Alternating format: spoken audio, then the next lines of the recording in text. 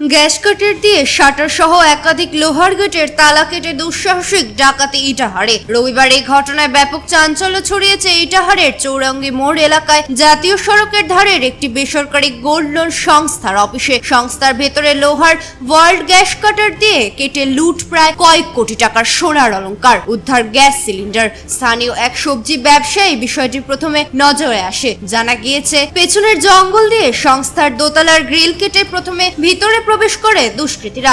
এরপর এক এক করে শাটার লোহার গেট কেটে তারপর বায়োমেট্রিক যুক্ত কাচের গেট খুলে ভেতরে ঢোকে তারা। পরে আরো 3টি গেটের তালা ভেঙে গুপ্ত ঘরে ঢুকে লোহার ভল্ট গ্যাস কাটার দিয়ে কার্যত গলিয়ে ভেতরে থাকা কোটি কোটি টাকার বন্ধক রাখা সোনার অলংকার লুট করে চম্পট দেয় দুষ্কৃতীরা। তবে শহরের প্রাণকেন্দ্রে গভীর রাতে এত বড় ডাকাতির ঘটনায় আতঙ্কিত স্থানীয় ব্যবসায়ী থেকে বাসিন্দারা। খবর পেয়ে ঘটনাস্থলে আসে এসডিপিও ও আইসি অভিষেক তালুকদার সহ থানার অন্য পুলিশ আধিকারিকেরা। তারা সংস্থার কর্মীদের আটক করে জিজ্ঞাসাবাদ চালাচ্ছে। পাশাপাশি এলাকায় ও সংস্থার সিসিটিভি ক্যামেরার ফুটেজ খতিয়ে দেখার পাশাপাশি পুরো ঘটনার তদন্ত শুরু করেছে বেসরকারি গোল্ড লোন সংস্থায়। ডাকাতির খবর পেয়ে বহু গ্রাহক সংস্থার সামনে এসে ভিড় জমিয়েছে। ঘটনাস্থলে মোতায়েন রয়েছে বিশাল পুলিশ বাহিনী। নাম অজয় কুমার দাস।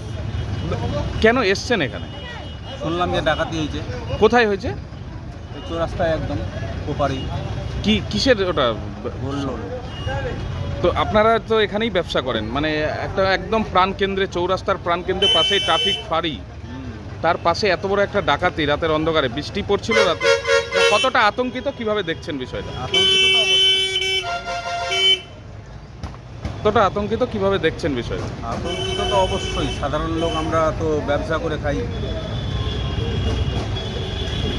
হ্যাঁ, নিরাপত্তার দিক দিয়ে তো অবশ্যই এটা নিরাপত্তা এরকম কিভাবে হয়, আজ অব্দি এখানে হয়নি এরকম। কোথায় জায়গাটা, কোথায় এটা? এটা আর চৌরাস্তা একদম।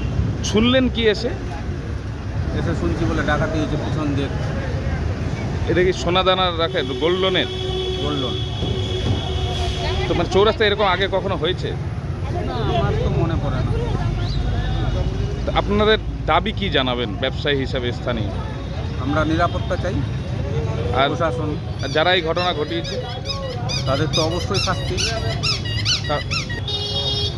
কি এখানে অনেক বলেছি। কার্তিক সিনহা। কোথায় বাড়ি? ইটারে। তো এখানে এসছেন কেন এখন? আমি এসছি এখানটায় বলে আইএফএল গোল্ড লোনে এখানে চুরি হয়ে গেছে, তো আমার কিছু সোনা দেওয়া ছিল, কতখানি সোনা ছিল? মোটামুটি 30 গ্রামের মতো ছিল। এখানেই বন্ধক দেওয়া ছিল? এখানেই বন্ধক দেওয়া আছে। তো এখন কি শুনছেন? এখন শুনছি, এখনই বাজারে গেলাম, তো বাজার থেকে শুনছি যে আইএফএল গোল্ড লোনের যত সোনা ছিল সব চুরি হয়ে গেছে। তো এবার আমাদের কি হবে সেটাই জিজ্ঞাসা করার জন্য আমি এখানটা আসছিলাম। মানে এখন তিল করে যে জমানো সোনা, হ্যাঁ। মানে এখানে যে দিয়েছিলেন, হ্যাঁ। এখন যে চুরি হলো, এখন কি বলবেন বিষয়টাতে? আমি বলবো কর্তৃপক্ষকে যে আমাদের কোনো ব্যবস্থা করে দিক, কারণ আমাদের তো সোনা তো খুব কষ্টের সোনা কিনা, তো আমরা কর্মক্ষেত্রের জন্য বন্ধক দিয়েছিলাম। তো এবার কর্তৃপক্ষকে বলবো যেন আমাদের কোনো ব্যবস্থা করে দিক। কি বলবেন? আমাদের এই যে তিল করে জমানো সোনা, ঠিক আছে, আমরা এখানে এখানটায় বন্ধক দিয়ে ব্যবসা করছিলাম, এবার আমাদের তো সর্বস্বই নষ্ট হয়ে গেল। তো আমরা এখন কি করব, এটাই আমি কর্তৃপক্ষের কাছে বলছি, মানে জিজ্ঞাসা আমার যে আমাদের কোনো ব্যবস্থা করে দিক, নাহলে আমরা কীভাবে চলবো। ভাস্কর মাহাতো, তুমি এই ব্রাঞ্চের কি দায়িত্ব? ম্যানেজার, ব্রাঞ্চ ম্যানেজার, কিসের ম্যানেজার? কোন ব্রাঞ্চের? Gold loan, IFL gold loan ইটার ব্রাঞ্চের।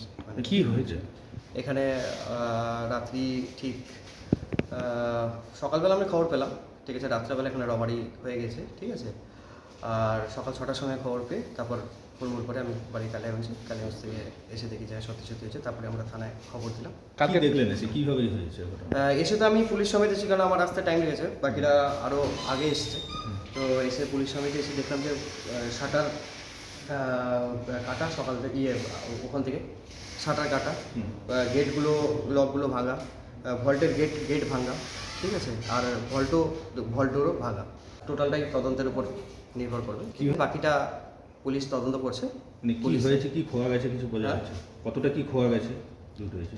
কতটা কি খোয়া গেছে এখন কিছু বলা যাচ্ছে না, সব কিছু তদন্ত হবে তারপরে।